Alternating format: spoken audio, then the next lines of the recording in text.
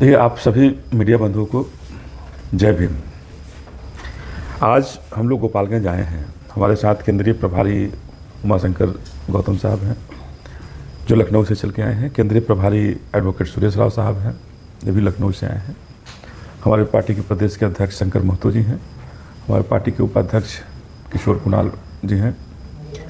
आज हम गोपालगंज जिला में जो लगातार हादसाओं का जिला बनते जा रहा है, बलात्कारों का जिला बनते जा रहा है, हत्याओं का जिला बनते जा रहा है, और विशेषकर जो शोषित दलित वंचित वर्ग है उसके साथ यह हादसा हो रहा है। यह हादसा है या एक सोची समझी राजनीति है, एक सोची समझी साजिश है, जिसके तहत लगातार हम सब जो देख रहे हैं कि अपराध का ग्राफ बढ़ता जा रहा है।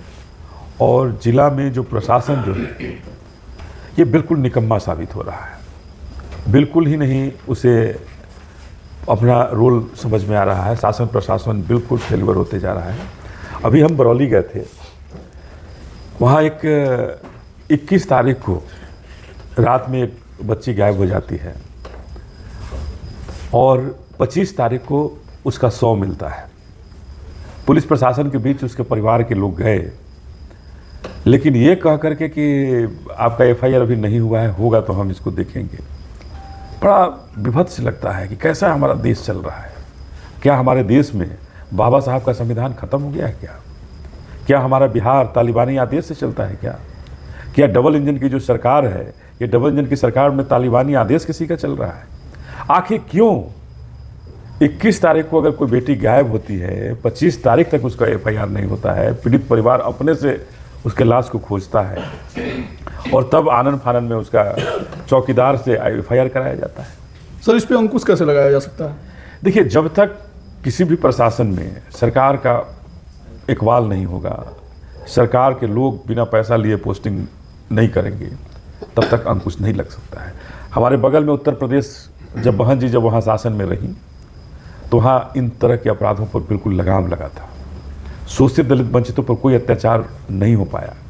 तो ऐसा थोड़ी है कि केवल बहन जी हैं ऐसा कर सकती हैं, ये डबल इंजन की सरकार नहीं कर सकती थी। अच्छा सर, अगर सत्ता पक्ष अगर कुछ नहीं कर रही है तो विपक्ष का भी ये दायित्व बनता है कि इस पर मुखर होकर आवाज़ उठाए। इसके लिए आप लोग क्या कर रहे हैं? देखिए, हम आए हैं, हम सभी आए हैं। बहुजन समाज पार्टी के आदरणीय नेता हमारी जो बहन मायावती जी ने हमें भेजा है, हम सबों को भेजा है, और ये कह कर भेजा है कि बिहार में सबसे ज़्यादा जुल्म और ज्यादती शोषित दलित वंचित के समाज के साथ हो रही है। बाबा साहब को मानने वाले लोगों के साथ हो रही है। अभी कुछ दिन पहले यहीं पर बाबा साहब का जयंती मना रहा था और उसमें जब कोई आया कि जय श्री राम कहो नहीं तो हम तुमको मार देंगे, और उसको मार दिया गया यहीं इसी शिवर बेलसंड में।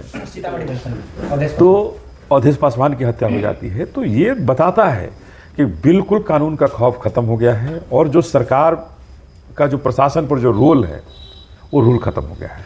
सरकार जो चला रहे हैं, हम जानते हैं कि माननीय मुख्यमंत्री नीतीश कुमार जी के हालात, मानसिक हालात ठीक नहीं है, वो मानसिक बड़ी ख़राब हालात से चल रहे हैं, और उस हालात में कोई भी शासन से उनको खुद से हट करके किसी और को मौका देना चाहिए था। बखरौल गए हुए थे सर आज, जहाँ पे 21 तारीख को जो कांड हुआ था, 25 तारीख को लाश मिला, उसका क्या निराकरण निकला? देखिए, अभी तक उसका कोई निराकरण नहीं निकला है। गिरफ्तारी हुई है नहीं हुई है अभी तक ये भी नहीं पता है। तो यह आश्चर्य है इस जिला के कप्तान का, यहाँ के एसपी का, कि लगातार हादसों का दौर इस गोपालगंज में हो रहा है, हादसाएं हो रही हैं। यहाँ के दो मंत्री बिहार सरकार में हैं, एक भारत की सरकार में हैं, और ये तीनों मंत्री किस गुलामी के दौर से चल रहे हैं? कौन सी गुलामी है कि पीड़ित परिवार से मिलना ये अपराध समझते हैं कि पीड़ित परिवार के दरवाजे तक नहीं जा पा रहे हैं सरकार के लोग। अच्छा, सत्ता पक्ष के लोग भी और आपके विपक्ष के भी लोग, ठीक है, जो लोग बीएसपी में नहीं हैं, उन लोगों का ये आरोप होता है कि बीएसपी वाले लोग जाते हैं केवल फोटो खिंचाने के लिए पीड़िता के घर, उसके बाद से फिर लोग शांत हो जाते हैं। तो क्यों नहीं यही लोग फोटो खिंचाने चले गए थे? अगर बहुजन समाज पार्टी के लोग फोटो खिंचाने तो गए दरवाजे तक, तो क्यों नहीं ये माननीय मंत्री लोग चले गए फोटो खिंचाने? हम तो अगर कह रहे हैं तो हम तो सरकार में नहीं हैं, हम कह सकते हैं, आंदोलन कर सकते हैं। आंदोलन भी हम लोगों ने किया है और करेंगे भी। अगर पीड़ित परिवार को न्याय नहीं मिलेगा तो हम आंदोलन भी करेंगे, किस पर सड़क पर भी उतरना होगा। हम संवैधानिक लोग हैं, अम्बेडकरवादी लोग हैं। जो बाबा साहब का संविधान है, संविधान से संविधान के खिलाफ नहीं जा सकते हैं। संविधान के साथ रह करके हम आंदोलन करेंगे और ज़रूरत पड़ेगी, अगर ये सरकारें नहीं समझती है, नहीं संभलती है और हमारे शोषित दलित वंचितों पर अत्याचार, जुल्म, ज्यादती इसी तरह से कायम रहेगा, तो निश्चित रूप से एक बड़े आंदोलन की तैयारी करेंगे। बड़े आंदोलन करके सरकार को नेस्तनाबूद करेंगे और सरकार को घेरने का काम करेंगे। सर, आने वाले विधानसभा चुनाव में बीएसपी की क्या रणनीति है? देखिए, अभी तो हम आए हैं उस पीड़ित परिवार के साथ शोक संवेदना लेकर के, उस पीड़ित परिवार के साथ खड़े होने के लिए। और पीड़ित परिवार के जो भी है यहाँ, चाहे शांति कुंवर जी का जो हुआ बैकुंठपुर में, प्रियंका कुमारी के साथ हुआ, बरौली में जो हुआ, कुचायकोट में जो रेलवे स्टेशन पर जो रेप हो जाता है, थावे में हो जाता है, सुनील प्रसाद की हत्या हो जाती है, सिकंदरा मोड़ के पास कुचायकोट में ही एक और हत्या होती है, सिकंदर गौर की हत्या हो जाती है। लगातार घटनाएं घटी हैं। हाँ, ये लगातार घटनाएं घटी हैं। और गोपालगंज के रेलवे स्टेशन पर अगर रेप हो जाता है तो इससे बड़ा दुर्भाग्य क्या होगा हमारे गोपालगंज के लिए। सर, पहलगाम अटैक पे आप लोगों की क्या राय है? देखिए, पहलगांव का जो अटैक है, निश्चित रूप से हमारी पार्टी का, हम सबों की संवेदना उनके साथ है जिनके साथ एक घटना घटी। लेकिन ये भी कहना चाहते हैं कि निश्चित रूप से ये सरकार, भारतीय जनता पार्टी की सरकार, इसके लिए दोषी है और दोषियों को चिन्हित करने की जरूरत है कि आखिर किसी टूरिस्ट प्लेस पर सुरक्षा का इंतजाम क्यों नहीं थे, कौन इसके लिए दोषी हैं और दोषियों पर कार्रवाई होनी चाहिए। आज लोग तरह तरह की भ्रामक खबरें चला रहे हैं कि धर्म पूछ के मारा गया, धर्म पूछ के मारा गया। लेकिन कश्मीर में तो सर भारतीय जनता पार्टी की सरकार नहीं है, वहाँ पे आपको बता दें कि केंद्र में सरकार तो भारतीय सुरक्षा, जो आंतरिक सुरक्षा, सीमा पर जो सुरक्षा है वो भारत की सरकार के पास है ना, वो किसी स्टेट की सुरक्षा नहीं होती है। ये जो आतंकी आए वो देश के बाहर से आए थे, तो यहाँ सुरक्षा की चूक हुई है। बाहरी लोग अंदर आकर के हमारे 26-27 आदमी को मार दिए और हम यहाँ कह रहे हैं कि धर्म पूछ के मारे, हिंदू था, मुसलमान था, ये पूछ के मारे। अरे हम तो ये भी कहना चाहते हैं कि वो तो बाहर के आतंकी आकर धर्म के पूछ करके मारे, और हमारे राज्य में, बिहार में तो जाति पूछ करके लोग हमें मार रहे हैं।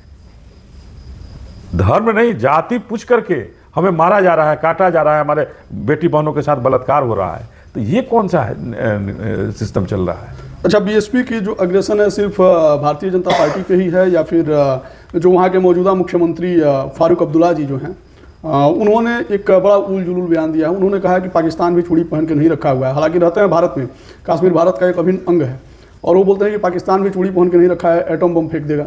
देखिए, मैं अभी अंतर्राष्ट्रीय खबरों के साथ यहाँ नहीं बैठा हूँ। जी जी। हमारे राज्य में जो आपदाएं हो रही हैं, हमारे राज्य में जो दुर्घटनाएं हो रही हैं, उसके लिए आया हूँ।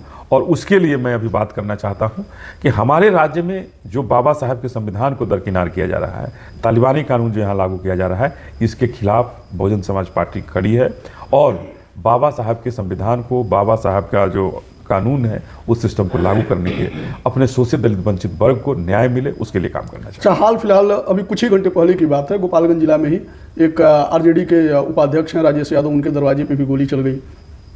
देखिए, ये तो हम लगातार कह रहे हैं ना कि ये तो लगातार हादसाएं हो रही हैं, किसी के आज कोई सुरक्षित नहीं है। हम यहाँ सर्किट हाउस से बाहर निकलेंगे, मेरे साथ क्या होगा कुछ नहीं कहा जा सकता है। पूरा बिहार अपराधियों के हाथ में है, माफियाओं के हाथ में है, शराब माफियाओं के हाथ में है, और पूरा बिहार माफियाओं के हाथ में जब है तो बिहार के अंदर सुरक्षित कौन हो सकता है? माफिया ही सुरक्षित हो सकते हैं। तो हम ये कहना चाहते हैं कि इस घड़ी में बिहार, जब मुख्यमंत्री, बिहार में जो कोई मुख्यमंत्री के हालात, मानसिक हालात ठीक नहीं है, कहीं ना कहीं कोई माफिया है। कौन लोग हैं जो सरकार चला रहे हैं?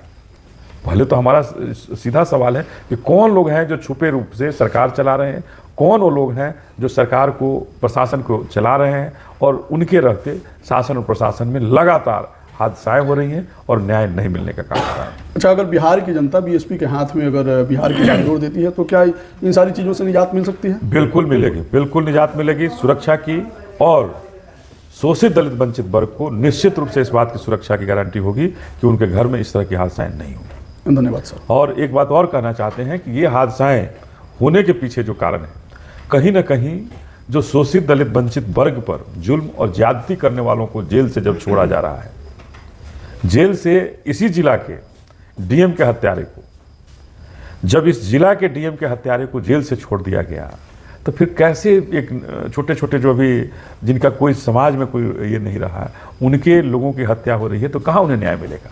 ये सरकार तो एक अपराधी को नहीं, एक बहुत सारे अपराधियों को जेल से छोड़ करके मैनुअल में परिवर्तन करके ये तो संदेश दे दी है कि हम कुछ भी कर सकते हैं, आप कहीं कुछ नहीं हैं, और ये जो शोषित दलित वंचित पिछड़ा वर्ग है, ये हमारी गुलामी करो, नहीं तो हम तुमको रौंदने का काम करेंगे। और यही सरकार कर रही है। लेकिन सरकार को स्पष्ट रूप से चेतावनी देना चाहते हैं बहुजन समाज पार्टी की तरफ से कि हमारी आदरणीय बहन मायावती ने हमें भेजा है, हम सबों को भेजा है, और ये कहते हुए भेजा है कि अगर सरकार नहीं समझेगी, नहीं संभलेगी, तो निश्चित रूप से बहुजन समाज पार्टी एक सड़क पर बहुत बड़े आंदोलन करेगी और करके सरकार को घेरने का काम करेगी। धन्यवाद।